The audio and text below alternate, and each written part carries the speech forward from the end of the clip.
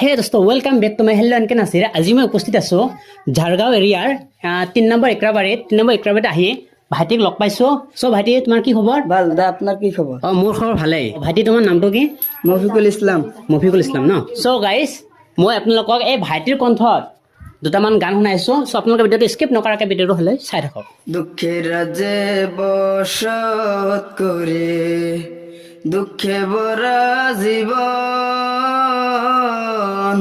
দিনে দিনে দুঃখ বারে, হয় না কেন মরণ আমার, হয় না কেন মরণ। দুঃখ যদি বিকেরে হইতো আমি হইতাম ধনী,